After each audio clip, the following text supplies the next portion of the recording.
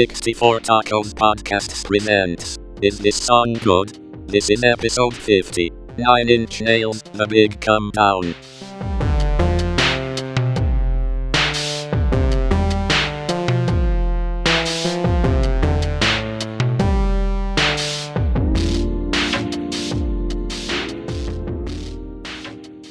Hello, welcome back to the Is This Song Good podcast, a 64 Tacos podcast. This week we're doing another season 4 deep cut. This is going to be 9 Inch Nails, The Big Come Down. It's a song from the Fragile album, a double album that came out in 1999. And the singles from that album were The Day the World Went Away, We're in This Together, and Into the Void. So for it being a double album, it kind of only had, three singles, which is a little bit strange. But there are a lot of good songs on this album. I spent a lot of time with it in my teen years, my later teen years. And the song The Big Come Down was one that really kind of struck me. It's on the second disc, towards the end of the disc, and it's very deep as far as where it is located. But as far as the song is concerned, it's really interesting to me, like the things that it does and how it feels almost like a single in the very catchy, verse, chorus, verse type of thing, and the sort of big climax towards the ending. But I've always really liked the instrumentation, like the sort of certain parts are minimalistic and other parts are really sort of in your face. So what do you guys think about this song? So for me, 9 Inch Nails started and ended with the Downward Spiral. It's not my favorite type of music. I mean, in the grand scheme of 90s music, I think they are pretty. They're good, and I absolutely love the Downward Spiral. But you could have told me any album other than that one, I wouldn't have known anything about. So this is completely new to me. I don't even know if I've ever heard the singles from it. Maybe I have, but and it's a good song. It's a good 9 Inch Nails song. I don't particularly care for it that much, but like you said, it's got a good single feel to it, where it's got the verse, chorus, verse progression, and I don't know. I don't have much thought on it, to be honest with you. What about you, Dan? Yeah, I didn't really listen. I like Pretty Hate Machine. I really like Downward Spiral. I really liked With Teeth. I did not. I don't know if I just felt like it was too much, the Fragile. But like, I remember it was a huge double album that came out after they had, I don't think they had taken a hiatus, but it had been a few years since Downward Spiral, like maybe 5 years or something. So I was kind of like, yay, I like 9 Inch Nails. This was great. And then by the time it came out, I was kind of like, oh, 9 Inch Nails, that's right. And I was like, oh, a giant double album. And I'm sure I listened to a few of the songs, like the singles and stuff, but they didn't really grab me. So I never spent any time with this album at all. So I, obviously listened to the song in preparation, and it's interesting because I'm not super familiar with all the whole catalog, but from my sort of limited perspective of 9 Inch Nails, it has those like sort of hallmarks of 9 Inch Nails. The sort of like, industrial sound, the sort of like deliberately dirty and sharp and clattery stuff. Broken instrument sounding. Yeah. Just abrasiveness sort of composed together to work together, which is cool. But it also, you're right. It's more pop than anything on I would say the Downward Spiral for sure. And it's not quite as sort of like aggro as the Pretty Hate Machine, Yeah. But like it's very pop while being like, it's like he wanted to write like this pop song out of like really dissonant pieces, really weird stuff. So, and what I think is great about the song is how the layering, it's really sort of thickly layered from the beginning, with the percussion and the sort of, sort of a harmonic construction. And then it just sort of like keeps adding more layers as the song goes on. And you're right, it does kind of feel like a single, weirdly, even though, if you just took like a 5-second clip of it, you'd be like, this is super weird.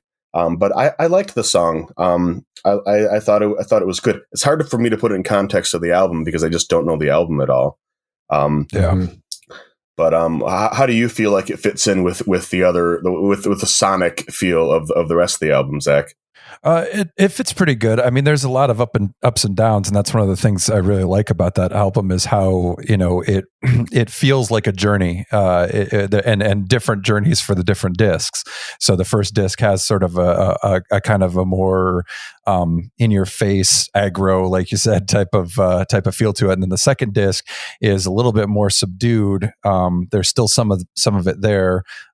It's interesting because I thought the Starfuckers Incorporated song was a single as well. Oh, I think it was in a movie. Yeah, and I distinctly remember a video with Marilyn Manson being in it as well. So that aged well. I'm not sure if maybe my data on the singles was fully correct, but because you'd think that there would be more than just 3 singles from a double album like that.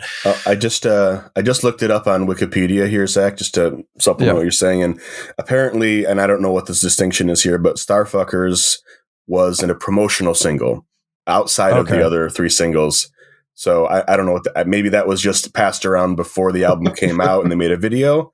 And then they officially released the 3, or I think it was the last thing, because usually a lot of times the last single is just promo only. Like they're just sort of like throwing it out there as a here's something to kind of finish off this album cycle or whatever. Yeah. It's really weird how the music business works. It's kind of strange how they fell apart as soon as technology changed. It's as if their base model was completely broken. From the beginning. It's built on completely obsolete practices, but then they want to keep it the same because change is bad, which coming from me is pretty funny. But no, and I remember Starfuckers really well. I remember that video, I remember the song, and I remember being like, this feels like a slight step down from the Nine Inch Nails that I know. I like this song more than Starfuckers personally. Yeah. I'm just trying to say Starfuckers as much as possible here. I would there you go. Yeah, I was just going to say that I would like to say Starfuckers just so that I have also said Starfuckers on this podcast. So Starfuckers. Excellent. We're earning our explicit rating on this. Gather the children around. It's time to talk about Starfuckers. Yeah, make sure you tick Made for Children if this ever hits YouTube. Yes, definitely. And there are other songs on this second disc that could have easily been singles as well. There's another one called Please that always struck me as very poppy and very verse chorus verse, like catchy type of thing. But yeah, as to what you were saying, like sonically, it definitely fits in. There's a really good cohesion amongst all the songs, whether it's more ambient type of stuff or instrumental stuff, and then the more aggro and industrial stuff or the more poppy flavored stuff. But it all works together really well. And I do love, like, especially on this song, I do love that beat, how it has that almost like frog croaking sound. I don't know if you guys picked up on that, but it's just that it's throughout the whole thing. And if you do pick up on it, it can be kind of annoying because you're like focusing on that only. It's just like that wow type of thing in the background. But I do really like how the beat is kind of in your face, and then there's a lot more minimalistic instrumentation, like with the keyboards, like the subtleties with the keyboards and the acoustic guitar. Like he I think picked specifically maybe like a nylon acoustic guitar or something. It has a very interesting tonal quality, and it's definitely present in a lot of the songs on the Fragile. This acoustic guitar sound, and you don't always pick up on it right away, but it's definitely there. And that's one thing I really like about it. It adds that cohesion because that same type of acoustic tonality shows up all over the place throughout the album. But yeah, I've always really liked this one, and listening to the album through multiple times, it kind of stood out amongst the rest of them.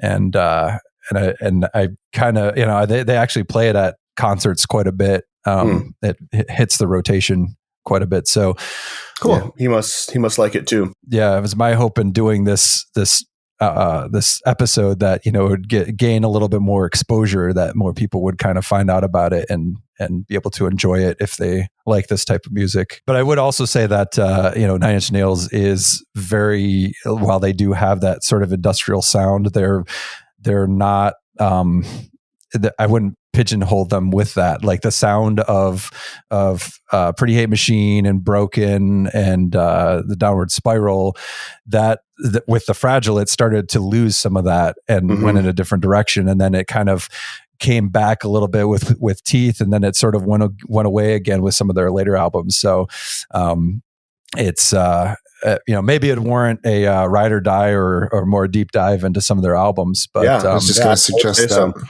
Yeah, it's a band that there's a point at which I checked out on, and I think, this song made me think, oh well, maybe there's more in there in the Fragile for me. It wasn't one of my favorite songs I've ever heard. Didn't make me think, oh, this is amazing. But I thought this is pretty good. This would be a cool option to listen to for sure. And I do think, as you mentioned, it pivoting slightly away from industrial. There was more like electronica, like in the sort of layering. It was more about how the dense sort of mix of sounds than about the deliberately abrasive and metallic and clangy type sound that I as a non-expert in industrial associate with industrial. Yeah. All right. Anything else? Nope. Okay. Well, up next week we've got a Tom Petty song from the album Into the Great Wide Open. It's the song Two Gunslingers. So look for that one. All right.